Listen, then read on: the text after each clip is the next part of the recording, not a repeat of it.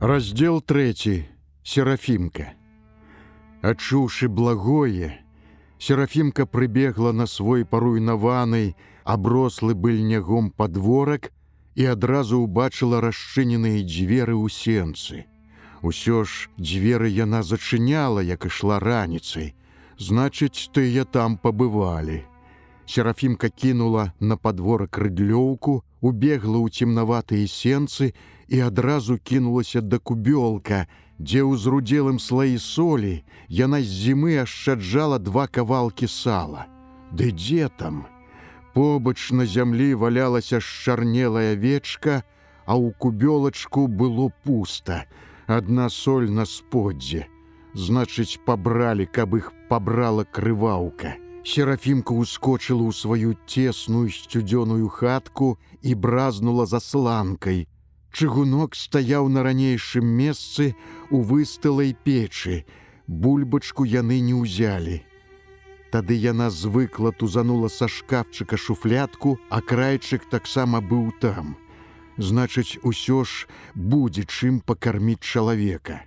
Таропка пачала збірацца ў поле. Завязала ў старую хусцінку міску з вываленай у яе бульбай, зверху на якую паклала акрайчык і 2 салёныя гуркі з гарлача. Паесці галоднаму чалавеку пакуль што хопіць, а там будзе відаць. Яна дужа спяшалася, нібы баючыся, што спозніцца, не ўратуе ні бараку, паправіла хустку на галаве і выбегла на падворак. Піліпёнкаў ужо нідзе не было відаць. Можа, пайшлі на свой хутар, а можа, дзе яшчэ сноўдаюць па пажарышчах. Тут яна ўпершыню падумала, што пра яе чырвонаармейца ніхто не павінен ведаць, тым больш гэтыя злыдні, ад якіх усяго чакаць можна. Яшчэ дакажуць немцам тады, хто ведае, што будзе, і яму, і ёй таксама. Зноў шчынаўся дробны, сцюдзёнаваты дожджык з заходнім ветрам. У полі было холадна, але яна не дужа адчувала сцюжу, яна таропка бегла, спярша дарогай, пасля цераз перакапаную снарадамі касагорану да тарфянішча. Варонкі ў нізкіх мясцінах ужо сталі набірацца вадой. Мутна-чорнай вадой на дне. У адной яна ўбачыла нешта падобнае на адзежыну, хоць гэта мог быць чалавек, які нібыта плаваў там увесь у вадзе, і толькі ягоная спіна вытаркалася на паверхні. Спалохаўшыся, яна шаснула ў бок, выбегла да траншэі і доўга блыталася там у траншэйнай крапанцы, пакуль знайшла знаёмы з пабляклай дзвярніны пагорак. Мусіць, гэта быў той самы бліндаж. Але цяпер яе ніхто не сустракаў. Зеўраў чарнатой нізкаваты ўваход у яго, і яна ціха паклікала: «Ці вы тутака?» Не адразу ў адказ пачуўся стрыманы стогн, які яшчэ болей устрывожыў яе, і Серафімка, ледзьве адольваючы страх, палезла ў цемрыва.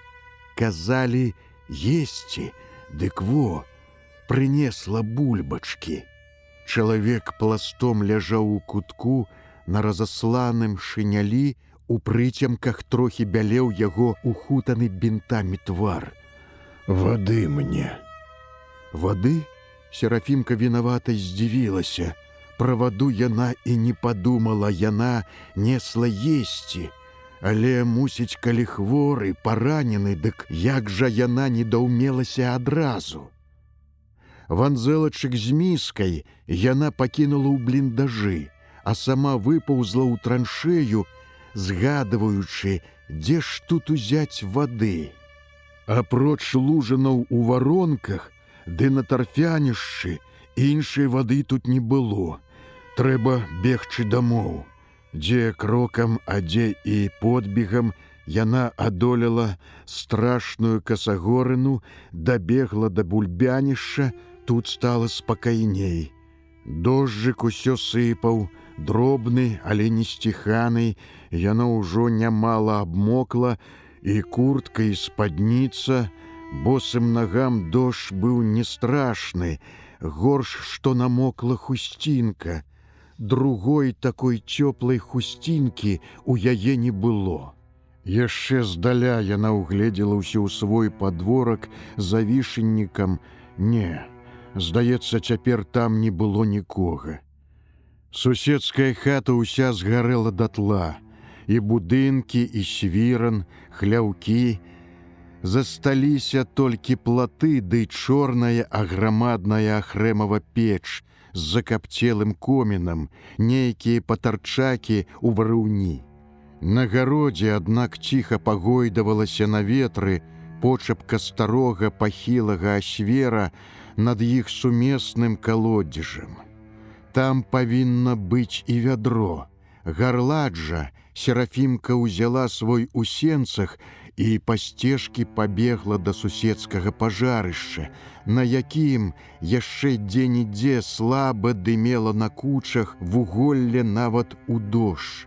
Зблізку відаць стала крушня камення на месцы былой асеці, ды ў варыўні, закіданыя галавешкамі на ранейшым месцы, стаялі ахрэмавы жорны, на якіх і яна нямала памалола збожжа. Сваіх жорнаў у яе не было. Жорны толькі абгарэлі трохі з ражкоў драўлянага жолабу, а так камяні былі цэлыя і гатовыя да работы.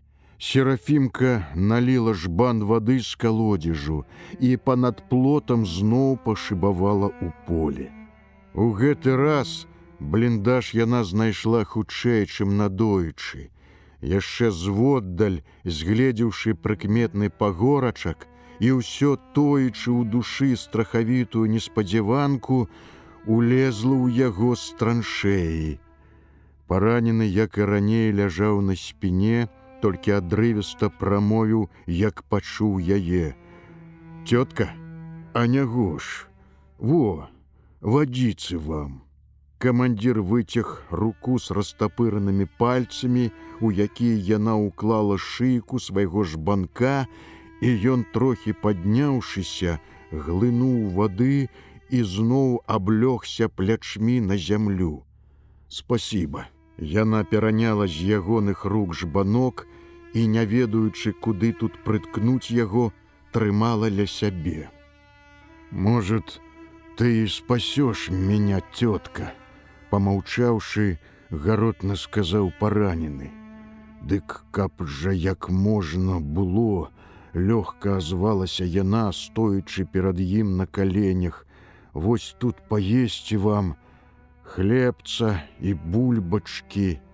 Не скрануўшыся, ён моўчкі выцяг да яе руку, і яна падала яму акрайчык, затым у другую руку уклала пару сцюдзёных пазаўчарашніх бульбінаў. Камандзір з гатоўнасцю ўсё ўзяў, але тут жа знямогла апусціў на жывот занятыя харчам рукі. «Спасибо вам. Дык, пожалуйста, даруйце, болей няма нічога. Было сало, дык пелепёнкі забралі». «Какие пелепёнки? А, благие люди, тутэйшие». «Благие? Ага, дужа кепские, просто нялюдские». Камандзір помаўчаў, падумаў і ўсё не паднімаючы рук з ежай запытаўся: «А ты кто же будешь?» «Ды баба, колгасница, Серафимой зовут». «Ну что ж, значит, Серафима. А семья у тебя большая?» «Не, одна я». «Одна?» «Одна, одинокая», — сумно призналась Серафимка. «В Любашах живешь?» «В Любашах, ага, попалили Любаши. Одни головешки остались». «Да», — раздумно сказал командир и змоўк. Яна таксама маўчала, не ведаючы, што сказаць яшчэ. «Ты никому только про меня, понимаешь?» — сказал ён пасля. «А няго ж, я никому. Может, я поправлюсь еще. А там посмотрим. Дык поправляйтесь, я вам буду носить, что трэба. Спасибо, тетка. Видно, хорошая ты душа. Проникненно сказаў Хлебнікаў, і Серафімка ледзьве стрымалася, каб не заплакаць ад пахвалы гэтага небаракі. Доктара б вам, ды нешта тут. Да, доктора, но, наверное, увы. Может, если бы кого из начальства, из прежнего руководства, может, связаться, чтоб. Каб же быў хто, сказала яна, а то у Любашах ні брыгадзіра, ні старшыні. Старшыня дык у Судзіловічах жыў, партейны, але ці застаўся цяпер? Да, все рухнуло, как в прорву. Немцев пока нет. Покуль не было, может, обойдут? Нет, не обойдут, скоро появятся. Выдохнул Хлебнікаў ізноў трудно и надолго змоўк. Можа, ён заснуць і забыўся на яе тут прысутнасць, ведама, чалавек без року, і яна доўга сядзела ціхенька, бы мышка, стараючыся нічым не патрывожыць яго. Хлеб і бульбіны ён усё трымаў у руках, але ні разу не ўкусіў нават.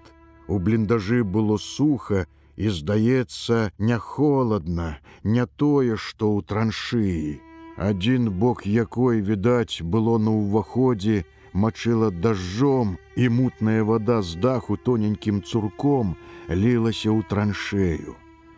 Трохі яшчэ разважыўшы, Серафімка вылезла з бліндажу і раптам азірнулася ў траншеі. Здаецца, нехта мільгануў зводдаль за абрушанай траншейнай павароткай. Схамянуўшыся, яна пастаяла трохі, паслухала, паўзіралася, але ніхто там не паявіўся, і яна падумала, што тое здалося. Тым болей, што бралася ўжо на змрок, ці то ад нізкіх хмараў на небе, ці, можа, пачынала вечарэць, дождж усё сыпаў з неба скрозь па траншеі, сачылася вада, сцякала на дно з разбітых месцамі абрушаных бруствераў. Тады Серафімка падумала, што сёння яна, мабыць, накорміць параненага. Але што будзе ён есці заўтра? Пра тое трэба было падумаць, і пакуль не змерклася, яна вылезла з траншеі і хуценька пашыбавала па касагорыне ў вёску.